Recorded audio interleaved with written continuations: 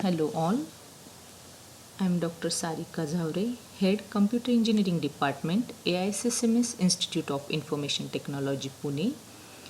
Today I am going to discuss about prototyping model and the case study related to this prototyping model. In my previous videos, we have discussed the different software development models, their limitations, and why they are not suitable for the large system. So start from the prototyping model. This model, the basic advantage of this model is it is suitable for the large size of a projects, and how it works that we'll see now. So prototyping, if you could see, the name itself suggests we are going to build a prototype. Just we can see that a sample, all the skeleton of that complete system. So as usual for the any type of a project, the first phase is the requirement gathering, and that is important phase.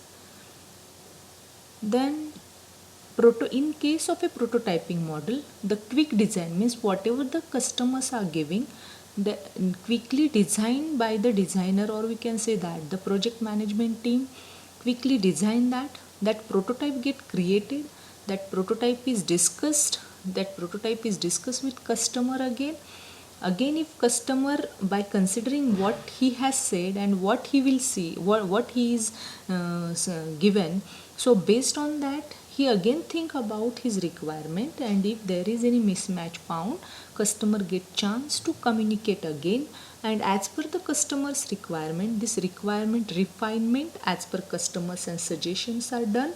So whatever that requirement, that is again included in a quick design. So likewise, this is a complete cycle as far as prototyping model is concerned, and once the customer is satisfied with whatever they are showing, as per my requirement, now it's okay, so then that is considered as a final requirement of that particular software.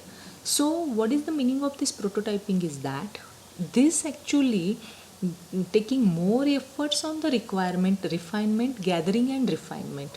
So what happened because of this, at the initial stage all the requirements of the project get refined properly, and what exactly customer is expecting, what he is saying and what exactly he is expecting, whether we are understanding the same thing from the customer or not, so that gap get reduced because of this prototyping model. So pure, what we can say, requirements will be there in the hand of the project management team, and now as usual whatever our software development model, we can say that a basic model, that is waterfall model, so based on that model the development of that project gets started. So whatever the designing prototype design is ready, now that design and this design is the different. This design is from the implementation point of view, so that developer team can make use of that design document for the further implementation. So after implementation testing, then maintenance, then deployment of that project, and again all are having, as we are talking about the iterative waterfall model, so there is the iteration, means each and every phase get communicated with each other and the refined product will get ready. So if you can see, prototype is not very much a new concept, but just by adding these two different phases, means initial part is the prototype design and second part is the iterative model, waterfall model.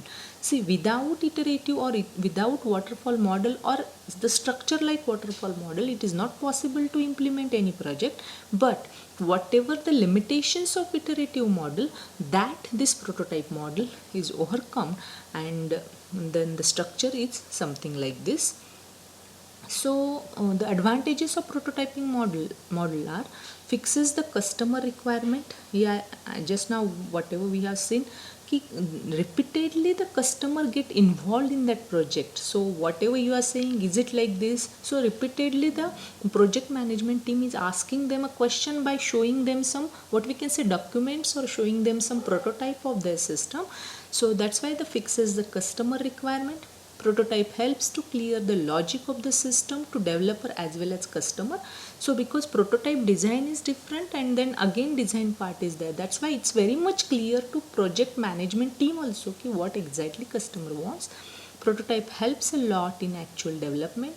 Errors are detected much earlier, gives quick user feedback for better solution. That are the advantages. So along with advantages, there are some limitations or what we can say disadvantages of this prototyping model. The client involvement is more and it is not always considered by the developer. Definitely this might be a limitation from the developer point of view. Now here what is going to happen, customer is happy, he is what he want, he has communicated. Now thing comes to the developer, repeatedly there is involvement of a customer and repeatedly there may be possible customer get chance to change his view, something like this. So that might be a disadvantage. It is a slow process because it takes more time for the development, because as we have seen in the diagram, it is just like a cycle. So till customer is not satisfied with whatever he has said and whatever we are showing him, that cycle get repeated. Many changes can disturb the rhythm of the development. It might be possible. It is the thrown away prototype when the users are confused with it. And construction of prototype involve additional cost. So this is the limitations, but still if we want to have a perfect product, so that way is the correct in both the way, because after completion of a project, customer should not say I don't want this feature, why you have included, and there may be possible development team say you have already said, that's why we have. To avoid that gap, that prototyping is the best solution. So in view of that, suppose whatever this hospital management system from last video also I am taking the reference of this what we can say case study. So here also we can consider the same case study. So it is like GUI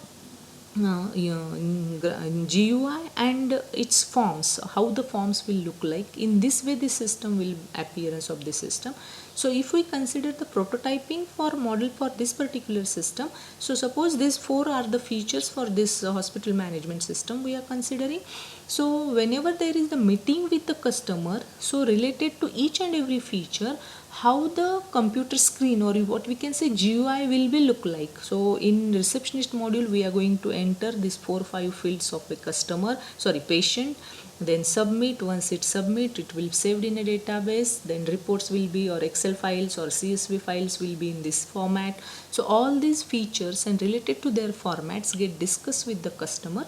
Once customer will say yes, then the implementation process is same like the iterative waterfall model that we have already seen in a previous model.